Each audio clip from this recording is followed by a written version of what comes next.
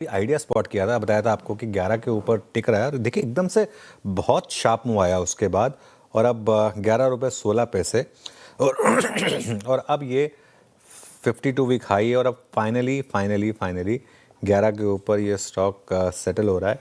ये FPO investors के लिए एक अच्छी खबर है। कहीं ना कहीं मार्केट अब बिलीव कर रहा है कि 11 के ऊपर अब जगह है वापस स्टॉक में। और अगर 11 के ऊपर आप टिक गए श्रेया यहाँ पर तो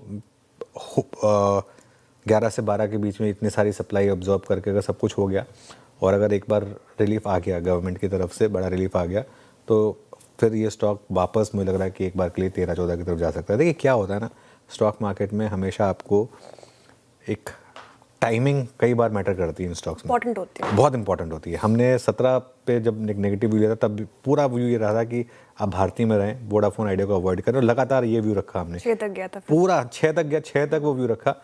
उसके बाद 6 से जब वो उसमें रिकवरी आनी शुरू हुई, जब 7 7.5 पर पहुंचा, उसके बाद जब लगने लगा कि अब रिलीफ मिलने वाला है वोडाफोन आइडिया को, वहाँ से फिर वो हमने अपना नेगेटिव व्यू खत्म किया था वहाँ पर और तब से थोड़ा सा एक पॉजिटिव व्यू लिया था। और मैं तो खास तौर से, क्योंकि आजकल ये जितनी भी इंपॉर्टेंट वाली जो कोर्ट हियरिंग्स होती हैं उनको मैं खुद सुनता हूँ पर्सनली, आजकल सुन सकते हैं आप, तो मैं सुना था तो उसमें मुझे देखकर उस दिन में मुझे लग रहा था कि अब यहाँ पर एक अच्छा खासा रिलीफ आएगा। तो अप्रोच क्या होनी चाहिए अब जो इन्वेस्टर्स वोडाफोन में बने हुए थे अभी तक? देखिए आपने अगर आप 17 पे अगर फंसे हुए हैं तो थोड़ा सा आपको वेट आपको लंबी करनी पड़ेगी। अगर आपने 7-8 पे लिया है, जो मतलब बहुत कम लोग ले पाए होंगे, इन दैट केस तो आप आराम से बने रहें और उसमें फिर देखें कहाँ तक जाएगा।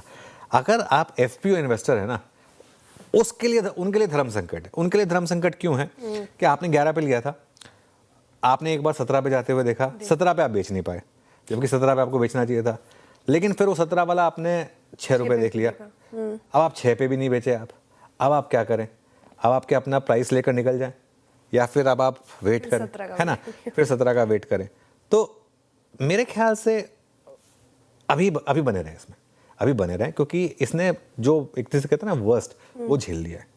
अब ये वर्स्ट झेल लिया। और अब एक और चीज़ है, अब यहाँ पर उठकर ये नहीं होगा कि एकदम सुप्रीम कोर्ट उठ के बोल देगा कि नहीं हम रिलीफ नहीं दे रहे हैं। सुप्रीम कोर्ट बोल चुका है यहाँ पर कि अब सरकार जो है, क्योंकि अब ये पीएसयू कंपनी बन चुकी है मोर और लेस, अब सरकार डिसाइड करे इसमें क्या करना है। और एक और चीज़ है इसमें, पहले बहुत लोगों को लगता था कि अगर सरकार वोडाफोन को रिलीफ देगी तो बाकियों को भी देना पड़ेगा। वो भी क्लियर हो चुका है मामला कि नहीं, जो रिलीफ है वो सिर्फ सुप्रीम कोर्ट का वी के लिए है। अगर भारती को रिलीफ चाहिए तो भारतीय सुप्रीम कोर्ट को अप्रोच करे। तो उस हिसाब से आई थिंक मेरी एक सेंस ये बन रही है कि बहुत दिनों के बाद शायद आपके अच्छे दिन वापस लौटें, थोड़ा समय और दें अब इसे। अब ये स्टॉक में सबसे बुरा वक्त गुजर चुका है मेरे ख्याल से। बिल्कुल। एक बार